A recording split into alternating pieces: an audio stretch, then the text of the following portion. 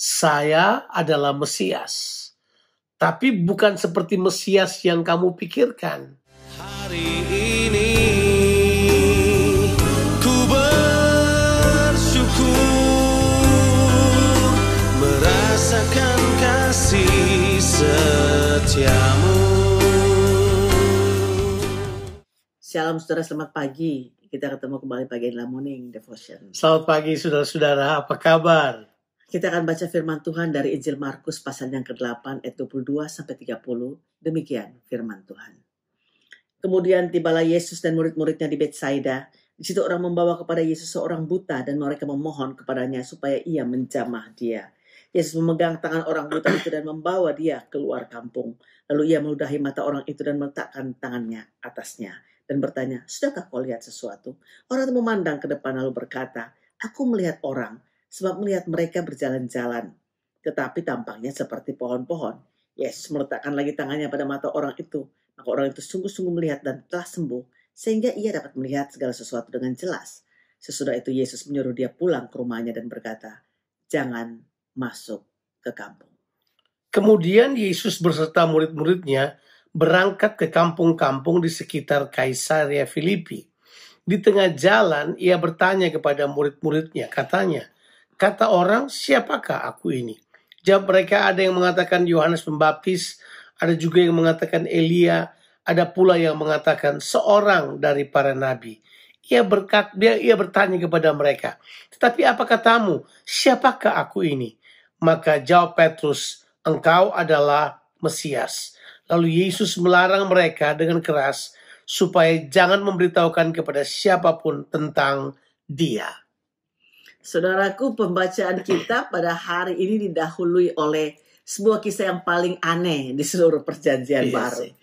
Maksudnya dalam cerita penyembuhan yang terjadi ini di Betsaida merupakan mujizat yang sangat berbeda dengan mujizat-mujizat yang sudah Yesus kerjakan.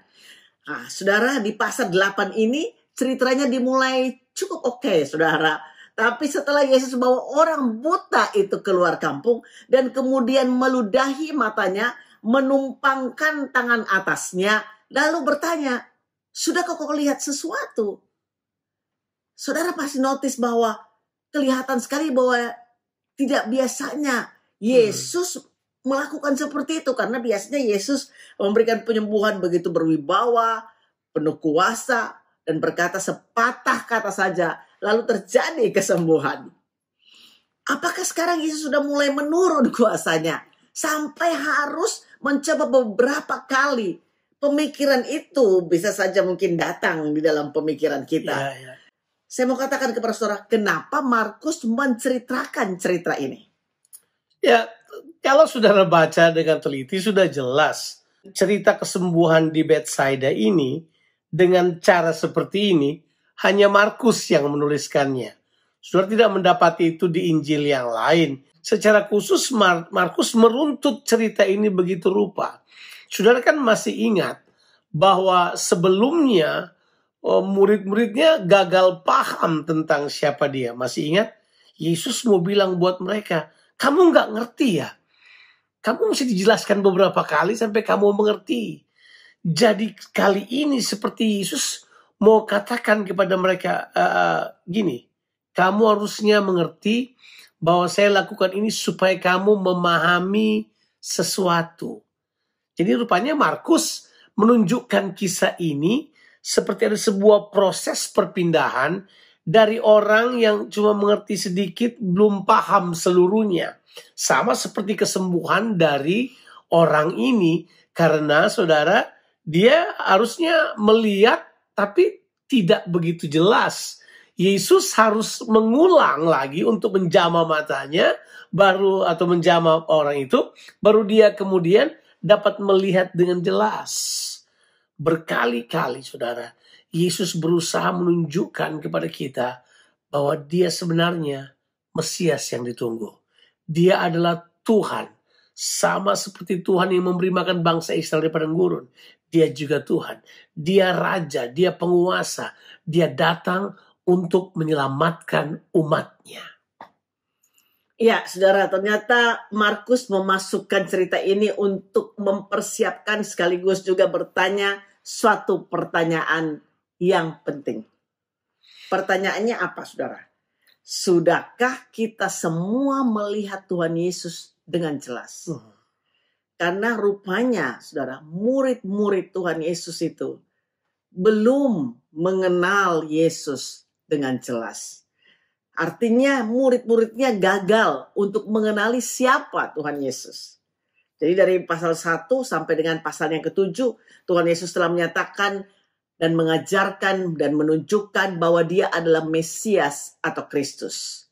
Dan pada ayat 27 sampai dengan ayatnya yang ke-30 ini, Tuhan Yesus menanyakan apa yang ada di pikiran daripada murid-muridnya tentang siapa dia. Saya mau saudara notice sebuah kata di sini.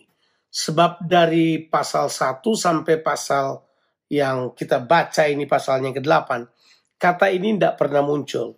Dia baru muncul satu kali, tapi kemudian sejak pasal 8, dari pasal 9 sampai nanti pasalnya yang ke-13 atau ke-14, itu muncul sampai 9 kali kata ini muncul. Dalam kata-kata yang berbeda, tapi dalam bahasa Yunani muncul 9 kali.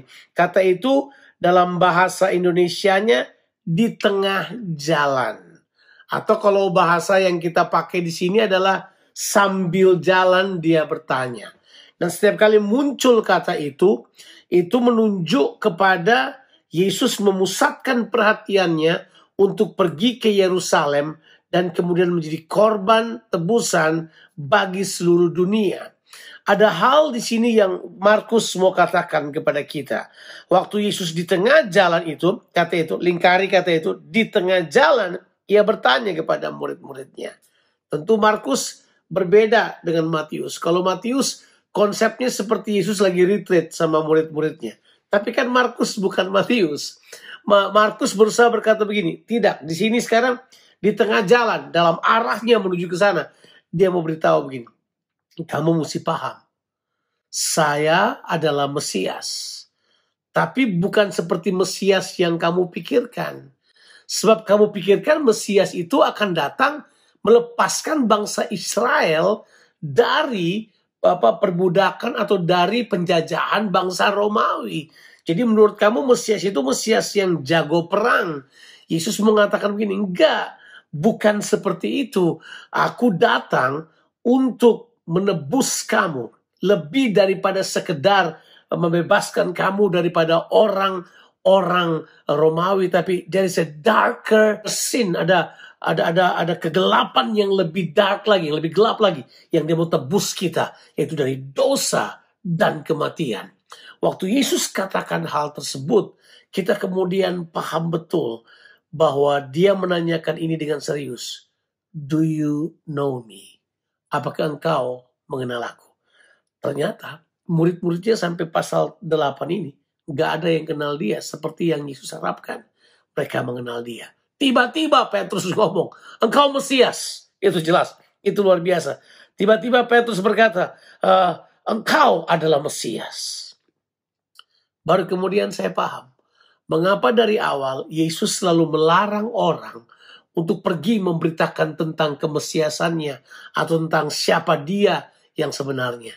Karena Yesus tahu, orang kalau salah mengenali, beritanya juga bisa salah. Yeah. Maka Yesus berkata, jangan cerita kemana-mana dulu. Sebab kamu masih perlu bertumbuh dalam pengenalan. Sampai kamu jelas dulu, baru kamu melakukannya. Amin. Saudara, kita perlu bertumbuh dalam pengenalan akan Tuhan. Supaya kita bisa melihat Tuhan Yesus Kristus dengan jelas. Bukan dengan cara pikir kita sendiri, tapi dengan pemahaman yang datang dari Tuhan sendiri. Saya mau bertanya kepada saudara pada hari ini. Sudahkah saudara melihat Tuhan Yesus dengan jelas? Have a blessed day, saudara. Tuhan Yesus memberkati kita sekalian. Amin.